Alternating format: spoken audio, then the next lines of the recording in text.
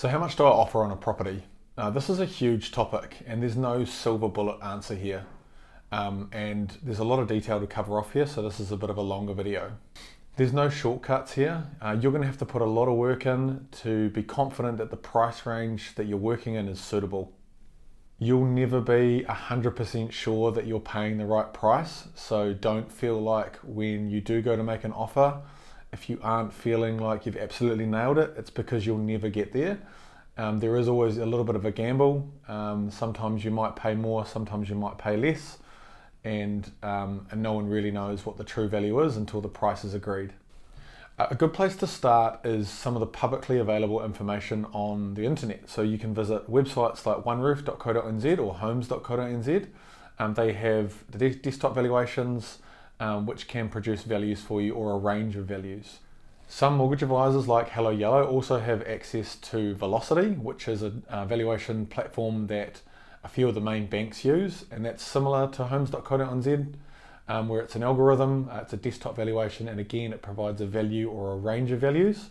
But Valocity can be a little bit more helpful because we know that that's what the banks are using as well.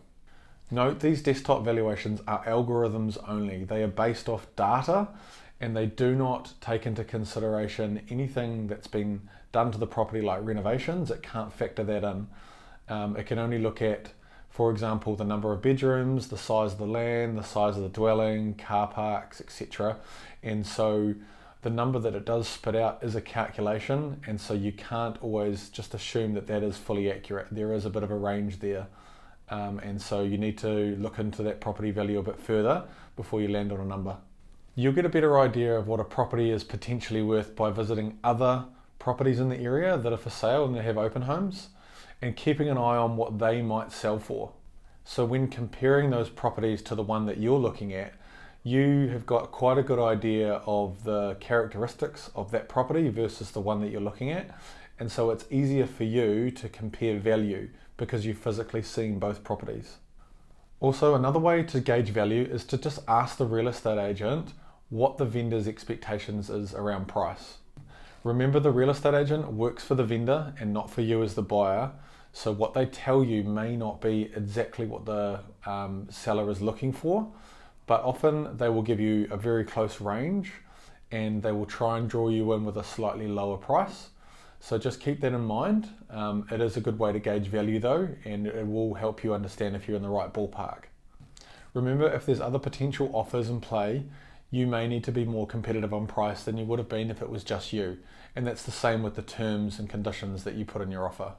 So having that finance part ticked off before you make your offer is going to make your offer more competitive than someone else's if you guys both have the same price.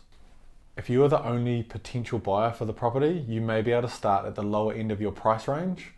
The seller may accept your first offer, you might get really lucky, or they might counter offer at a slightly higher price. And then you may negotiate from there.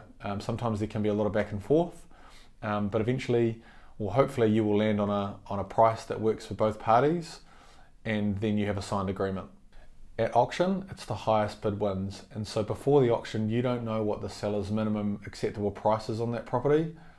So you need to enter the auction room, you need to bid to make an offer at a level that you're comfortable with, and you're up against other bidders. And so if you get outbid, you then got the option to go above their bid until you reach a maximum price that you're comfortable with or that you're approved at. So as you can tell, your proposed offer price contains many variables. But the more research that you do, the more informed you'll become and the more comfortable you'll be that the offer that you are making is in an appropriate range where you're not really overpaying for the property and getting some good value out of your purchase. And lastly, if you are intending to hold the property for a long period of time, don't feel too stressed about slightly overpaying. It is quite common for a first home buyer to pay a little bit higher than what they were hoping for.